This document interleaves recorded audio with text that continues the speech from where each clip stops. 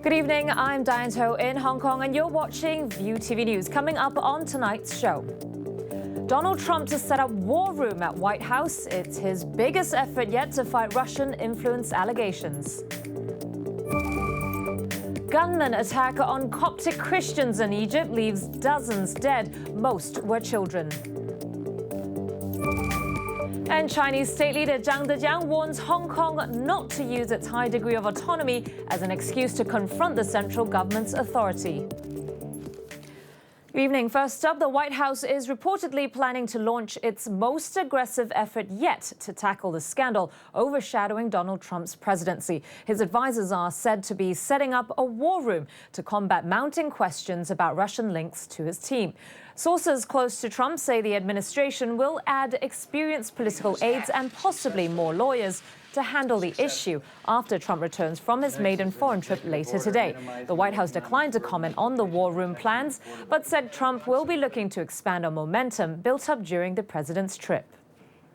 Well, the developments come on the back of reports saying Trump's son-in-law and close advisor Jared Kushner had at least 3 previous undisclosed contacts with the Russian ambassador to America during and after the 2016 presidential campaign.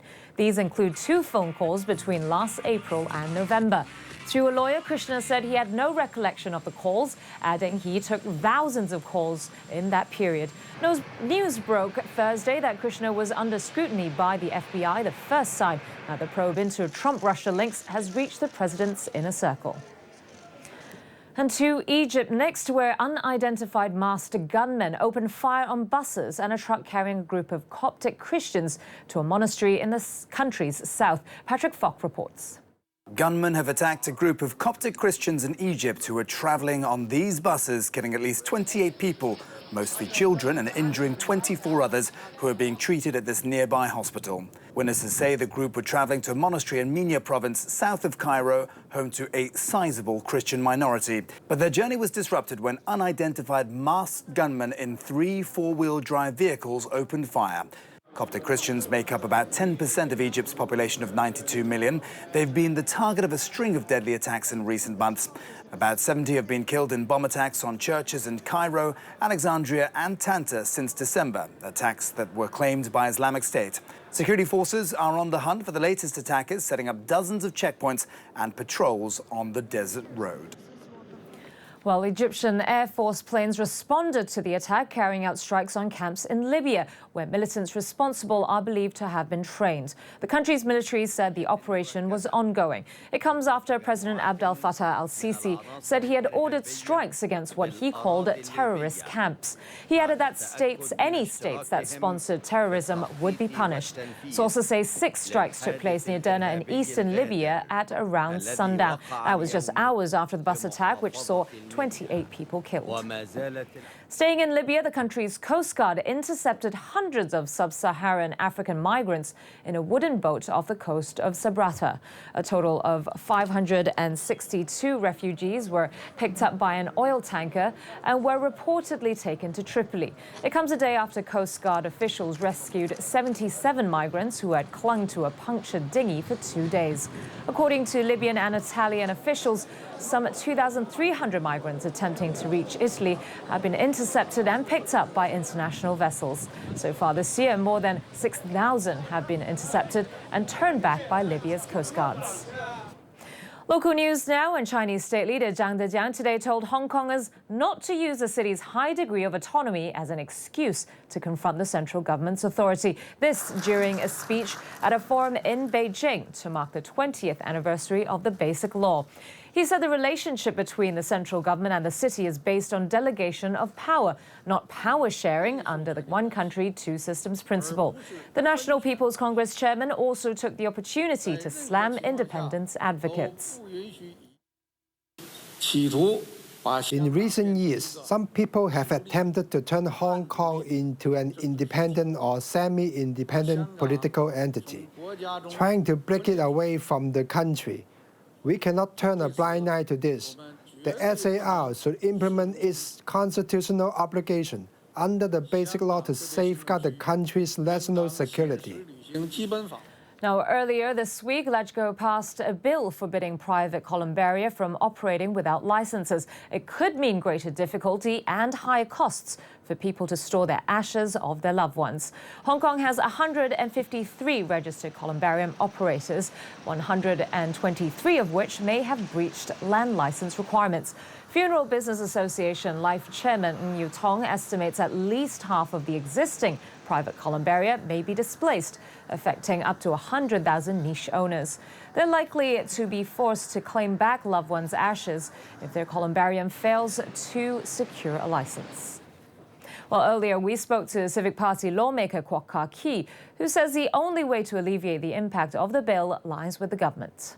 In the long term, it will help to make sure that in the future there won't be any illegal private columbaria being operated, which a lot of people may attracted to buy with a lot of money of these illegal niches in the private columbaria.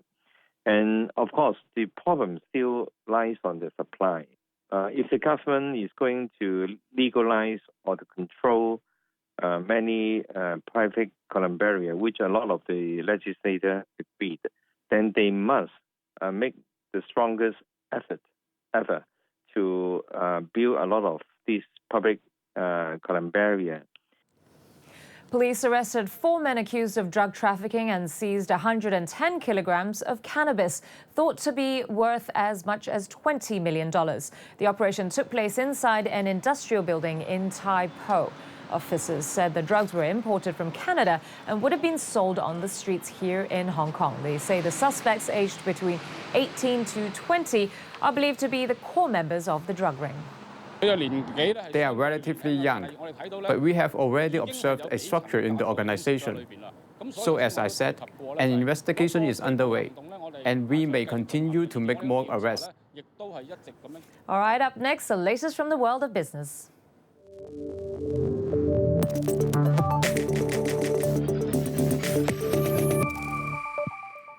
And we start with a look at overnight market action on Wall Street. U.S. stocks stood still on Friday following recent strong gains, although consumer shares helped the S&P 500 advance moderately. Fred Katayama reports. Investors took a breather ahead of the holiday weekend. Stocks finished flat, but the S&P 500 eked out a gain, extending its winning streak into a seventh day. Consumer stocks led the way on positive earnings from retailers. For the week, the major indexes all gained ground. Convergex chief market strategist Nick Collis. Well, we know we have a very low volume day, obviously, ahead of the 3-day weekend. That always kind of makes stocks churn around. And as you said, we've had a bit of a winning streak going, so it's natural to expect a modest pullback, but I wouldn't expect a lot more than what we see right now. Earlier in the day, the Commerce Department reported that the U.S. economy grew faster than initially estimated. Gross domestic product expanded at a 1.2% pace in the first quarter. Costco Wholesale and Ulta Beauty among the day's biggest winners on the S&P. The warehouse club operators' quarterly comparable sales rose and beat analyst estimates. Ulta Beauty's same-store sales rose more than 14%. GameStop was a laggard, shares falling nearly 6%. The video game retailer left its full-year earnings forecast unchanged. European shares fell, dragged down by energy and bank stocks, but the FTSE 100 closed higher. Fresh data out of China next. Profits earned by industrial firms in the country rose 14% in April from a year earlier. And that's a slowdown compared with March's 23% growth, adding to concerns the world's second largest economy may be losing steam. Data showed April profits rise to nearly 573 billion yuan. Officials call the slowing increase of industrial profits reasonable, considering the roaring start to this year. From Walmart to PepsiCo, companies are churning out foods with unusual tastes or ingredients weeks after Starbucks' unicorn frappuccino sparked a sensation. Fred Katayama again. Just when you thought you'd gotten over Starbucks' sensation, the unicorn frappuccino, two more products are vying to quench your appetite for a bizarre fare. This week, PepsiCo put Pepsi Fire on store shelves. The cola delivers a cinnamon kick. Think mild fireball. Just weeks earlier, Walmart unrolled the Crotilla, a buttery mashup of a croissant and tortilla. Unlike croissants, you can easily slice them to make sandwiches or eat them for dessert.